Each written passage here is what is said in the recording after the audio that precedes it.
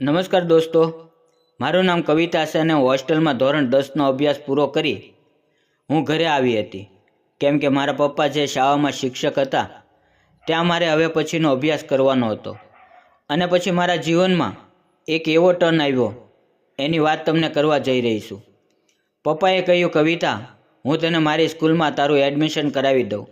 કેમ કે બેટા, તું મારી નજર સામે રહીશ એટલે તારામાં હું થોડું ધ્યાન આપી શકીશ.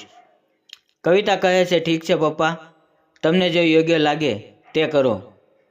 મિત્રો, હું દેખાવમાં એકદમ હોટ લાગતી હતી. આમ તો મારે જીન્સ પહેરવાની ના હોય, પણ મારા મમ્મી પપ્પાને હું ફોસલાવી અને જીન્સ પહેરતી હતી. પહેલે દિવસે મેં રૂમમાં એન્ટ્રી મારી. મારી રૂમમાં એક 35 વર્ષના ટીચરનો પીરિયડ ચાલતો હતો. હું બોલી, મેં કમિન સર? સર બોલ્યા, હા, આવી જાઓ. પણ શિક્ષકને જોઈ મને મારા ઉપરનું અભિમાન ઉતરી ગયું.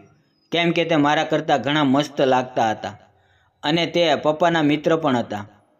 પછી સરે મને ઊભી કરી અને પૂછ્યું, નવું એડમિશન છે? બોલો, શું નામ છે તમારું? હું બોલી, કવિતા. સર બોલ્યા, સરસ નામ છે. મારી નજર તો તેમના મોઢા ઉપરથી હટતી જ નહોતી, કેમ કે તે એટલા સુંદર હતા. મને તો પહેલા દિવસે જ તેમની જોડે પ્રેમ થઈ ગયો હતો. પછી સરે 1 કલાક ભણાવ્યા, પણ મને એમાં કશી ખબર ન પડી, કેમ કે મારો તો સરને જોવામાં જ બધો ટાઈમ ગયો હતો. હવે સર બધાને કહ્યું કે હું જે લેસન આપીશ તે તમારે કરીને આવવાનું છે. હવે હું થોડી નિરાશ થઈ ગઈ, કેમ કે હવે મારે સરને જોવા માટે સોમવારની વાટ જોવી પડશે. એક જ દિવસમાં મને પ્રેમ થઈ ગયો, પણ હવે હું સરને જોયા વગર 1 કલાક પણ રહી શકું તેમ નથી. હવે સાંજ પડી ગઈ હતી. કવિતાના પપ્પા પણ ઘરે આવશે. બધા સાથે જમે છે. પછી કવિતા બોલે છે, પપ્પા, મારા ક્લાસમાં આજે અમને જે સાહેબે લેક્ચર આપ્યું તે સરનું નામ શું છે? કેમ બેટા, કેમ તને કંઈ બોલ્યા છે? શું થયું છે? ના ના પપ્પા, હું મનમાં હસતી, કેમ કે મને તો સર સાથે પ્રેમ થઈ ગયો હતો. અરે એવું નથી, હું તો બસ એમ જ પૂછતી હતી. પપ્પાએ કહ્યું, તેનું નામ વિશાલ છે. હું અંદરથી ખુશ થઈ રહી હતી. અને પછી મમ્મી કહે છે, હવે હું સૂવા માટે જાઉં છું. સવાર થતાં 9 વાગ્યે મમ્મી રાધિકાને ઉઠાડે છે અને કહે છે, બેટા ઉઠો, 9 વાગી ગયા છે. તારા પપ્પા કહે છે તે તેમના દોસ્ત વિશાલ સર જોડે જાય છે. હું ઊંઘમાં હતી, પણ ફટાક કરતાં બોલી, શું કહ્યું મમ્મી? ફરી બોલો તો. તારા પપ્પા વિશાલ સર જોડે જાય છે અને તે બોલાવે છે. મારી ખુશીને તો 7મા આસમાને પહોંચી ગઈ હતી અને ફટાફટ નીચે પહોંચી. પપ્પા બોલ્યા, કવિતા બેટા, હું તારા નવા ક્લાસ ટીચર જોડે જાઉં છું. શું તારે કોઈ કામ હોય તો બોલ. હું મનમાં વાત બનાવી લીધી. હોમવર્કના બહાને મને વિશાલ સરને જોવાનો મોકો છે. એ હું છોડવા માંગતી નહોતી. પપ્પા, મારે કેટલાક પ્રશ્નો સોલ્વ કરવા માટે મારે તમારી સાથે આવવું છે. ઠીક છે, હું ફ્રેશ થઈને આવું છું.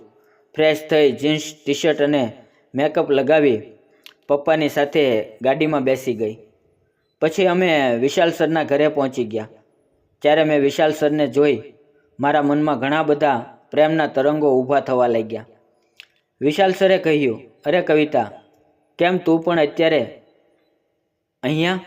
મેં કહ્યું, સર, પપ્પાએ મને કહ્યું તારા સર જોડે જવું છે, એટલે હું કેટલાક પ્રશ્નોને સોલ્વ કરવા આવી છું.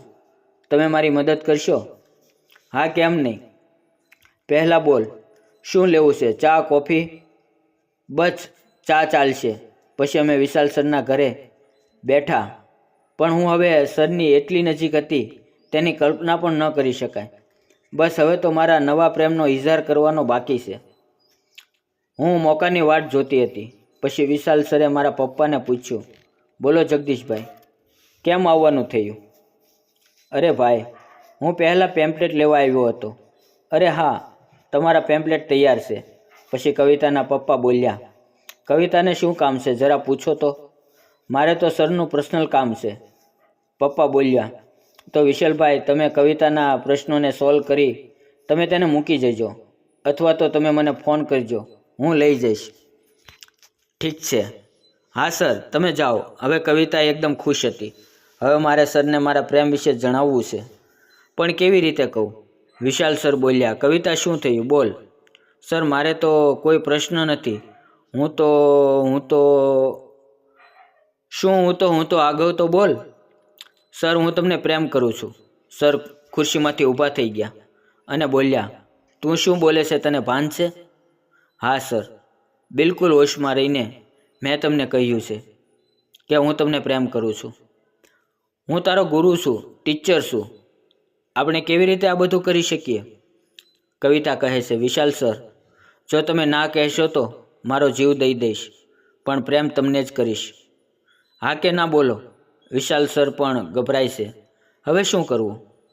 આણે કેવી મુસીબતમાં મૂકી દીધો છે. હવે શું કરવું? કવિતા આવે છે અને કહે છે, સર, તમને 1 દિવસનો ટાઈમ આપીશ. મને હા નાનો જવાબ આપજો. પછી સર બોલ્યા, એવું હોય તો તું પણ મારી વાત સાંભળ. જો મને પ્રેમ કરતી હોય તો મારું એક કામ કર. તારે કરવું પડશે. બોલ, મંજૂર છે? બોલો, શું શરત છે? તારે પરીક્ષામાં પ્રથમ નંબરે પાસ થવું પડશે. મંજૂર છે, કવિતા કહે છે, પણ મને અભ્યાસમાં મદદ કોણ કરશે? વિશાલ સર બોલ્યા, હું કરીશ. પછી સર અવારનવાર 1 કલાક 2 કલાક ટાઈમ લઈ ટ્યુશન લેતા અને હવે પરીક્ષાની બસ 3 મહિના બાકી હતા. પછી સરે કહ્યું, કવિતા, તારે હવે તૈયારીમાં વધુ ધ્યાન આપવું પડશે, કેમ કે મારા બીજા સ્ટુડન્ટ પણ છે, એટલે એમના પ્રત્યે મારી પણ કેટલીક જવાબદારી છે. કવિતા બોલી, ઠીક છે સર. પરીક્ષા આવી જાય છે અને કવિતા પ્રથમ નંબરે પાસ થાય છે અને શાળામાં તેને પુરસ્કાર આપવામાં આવે છે. બધા કવિતાને સન્માન આપવા લાગે છે. કવિતા વિશાલ સરને આમ તેમ નજર ફેરવીને ગોતતી હોય છે, પણ વિશાલ સર ક્યાંય જોવા ના મળ્યા. એટલે તેણે તેના પપ્પાને પૂછ્યું, પપ્પા, વિશાલ સર દેખાતા નથી, ક્યાં છે? પપ્પાએ કહ્યું, વિશાલ સર થોડા દિવસ માટે શહેર છોડી બહાર ગયા છે અને કદાચ તે બીજી સ્કૂલમાં તેનું પ્રમોશન હોવાથી કદાચ તે ફરી પાછા ન પણ આવે. કવિતા પપ્પાના એવા શબ્દો સાંભળીને નિરાશ થઈ જાય છે. વિશાલ સર માટે આટલું બધું કર્યું, હું તમારા વગર મારી ટોપર કેવી રીતે સેલિબ્રેટ કરું? વિશાલ સરના જવાબમાં દુઃખમાં તેણે ફોન કર્યો, પણ તેનો ફોન બંધ આવતો હતો. તે સમજી ગઈ હતી કે શ્રેષ્ઠ પરિણામ લાવવા માટે વિશાલ સરે મારી બધી શરતો માની લીધી. તેમને એક ગુરુના ધર્મનું પાલન કર્યું હતું. તે પછી એક ગુરુ તેના શિષ્ય સાથે કેવી રીતે પ્રેમ સંબંધ બાંધી શકે તે પણ તેમને વગર બોલે સમજાવી દીધું હતું. મિત્રો, આ હતી અમારી આજની વાર્તા. ગમી હોય તો ચેનલને લાઈક કરી સબસ્ક્રાઈબ કરી દેજો. ફરી મળશું આવતીકાલે એક નવી વાર્તાની અંદર. ત્યાં સુધી આવજો. વિડીયો પૂરો જોવા બદલ આપ સૌ મિત્રોનો ધન્યવાદ.